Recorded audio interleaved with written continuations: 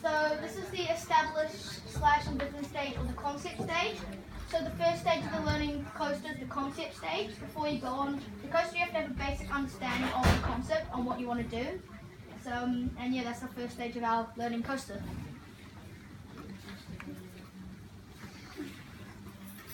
So this is the conflict stage. So the conflict stage happens when you have two different ideas and you're not really sure which one is right. And it's called a cognitive wobble. For example, you may go on the scary coaster and struggle and learn, or you could just go on the line for the easy bumper cars and not learn anything. We've got a picture here just describing the actual feeling of how it feels sometimes. And the construct stage. So during this stage, you start to resolve the conflict and of the struggle and the learning, and you make meaning from your struggle and your journey on the coaster. So you know why you're doing things, and you know why you're achieving, and you know what you want to achieve from it, and you start to resolving things and completing things, and you're near the end of the coaster. And this is the consider stage. So it's like the reflection stage. Once the coaster ends, you've got time to reflect and how you've changed as a learner, a thinker, and how you've also changed as a person. And you can look back on your achievements and how you've done while you've been on the coaster. And the importance of reflection. You need to reflect on your learning so that you can consolidate on your learning and work out what to do better. You can reflect on your learning so that you can there's typo, double written. But reflecting also helps you to work out what things you need to do and what you can do better in the future. Awesome. And we've got a couple of learning theories here. So we've got the learning pit, and that's basically what our coaster was based around, or was our basic concept. And it's the metaphor that describes the different stages of learning. So the first stage, obviously, is the concept stage. You have a concept.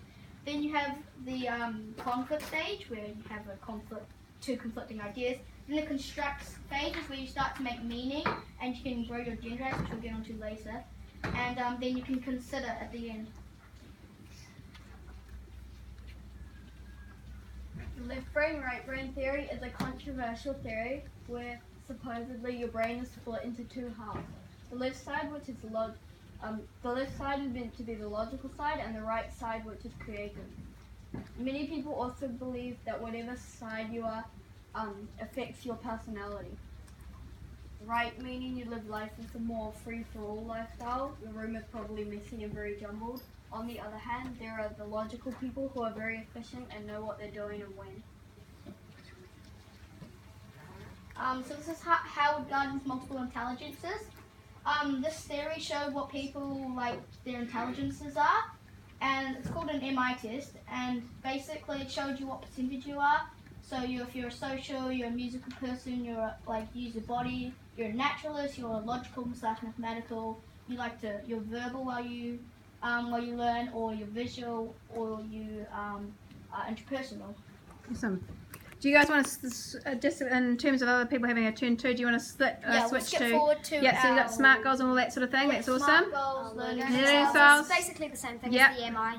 practice and myelin. That's important. We might have another group talk on that in three-legged stool. stool. And if we go to the part 2, where you break down, you go through the learning pit of despair in terms Here are of the 5 E's, which are like the Like the pit, but Like the just 4 slightly Cs. different.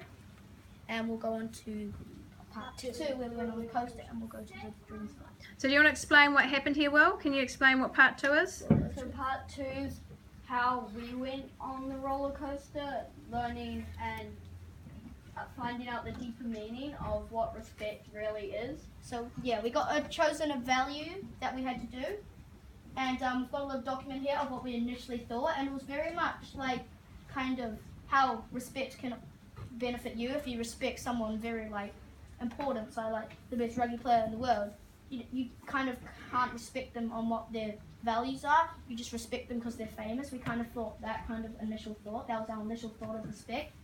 And if it benefits you, then it's okay to, we kind of thought this, but we kind of thought this, that you kind of if it benefits you, then it's kind of fine to respect them. But we realised that was wrong, and yeah. Okay, so do you want to talk to that, Christian? the new meanings, your initial understandings, and how that changed to your new meaning, your new understandings. If we just go back to So mine, they're like the. Yep. Go to the the next slide. final. So it was our new understanding of respect, concept to consider.